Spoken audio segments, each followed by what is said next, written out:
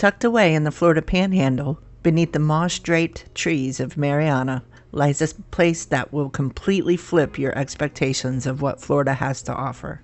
Think less beach and more underground labyrinth. This is Florida Caverns State Park, Florida's only state park with dry, air-filled caves you can walk through. It's weird, it's wild, it's kind of wonderful. And it's one of those places that sticks with you long after the road trip's over. Long before tourists were snapping selfies in the caverns, this place held ancient secrets.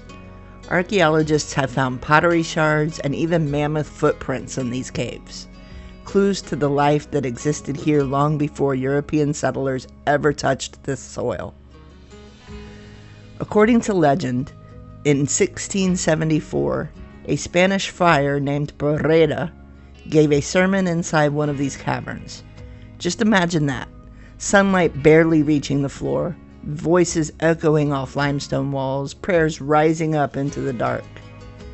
And during Andrew Jackson's brutal Italian removal campaigns in the 1800s, it's believed that a group of Seminole people found refuge here, hiding in the shadows of these stone corridors to escape forced relocation.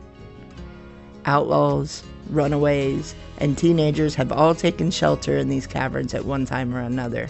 It's like the caves remember, even if the rest of us forget. The caverns themselves were carved over millions of years by water seeping into the limestone. But the park? That's thanks to Roosevelt's Tree Army, the Civilian Conservation Corps, or CCC. During the Great Depression, young men with shovels, pickaxes, and grit were sent here to open up the caves, build trails, and make this a destination.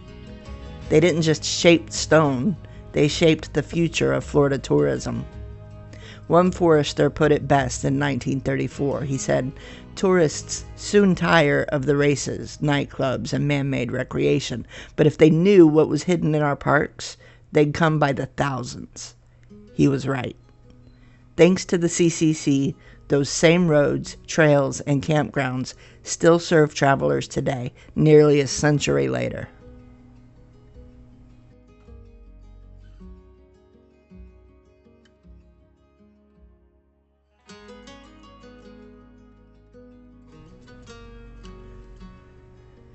But not all of the park's history is feel-good.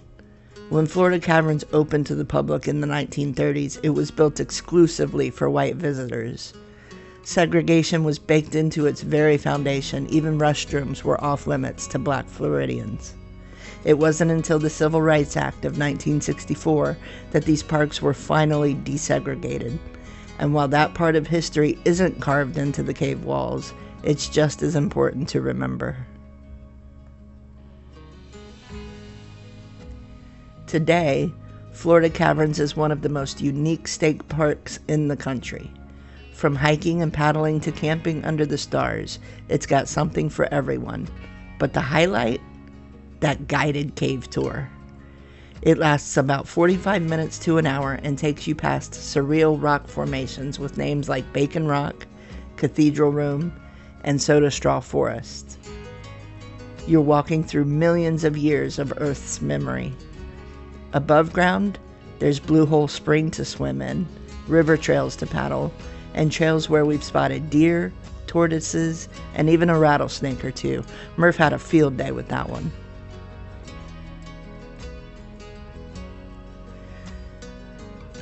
The first time Dusty and I came here, we didn't know what to expect, but we kept finding reasons to come back.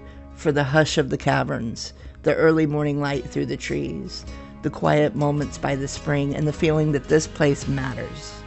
It's not flashy, but it's real. And for travelers like us, that's exactly what we're after. So next time you're traveling the Panhandle, skip the beach for a day. Pull off I-10, take a walk underground, and let Florida Caverns surprise you the way it surprised us. This was the final stop of our first Alabama road trip. If you'd like to see all the places we went on our second Alabama road trip, Be sure to like and subscribe so you'll be notified as those videos get released. In the meantime, get out there and explore the world your way.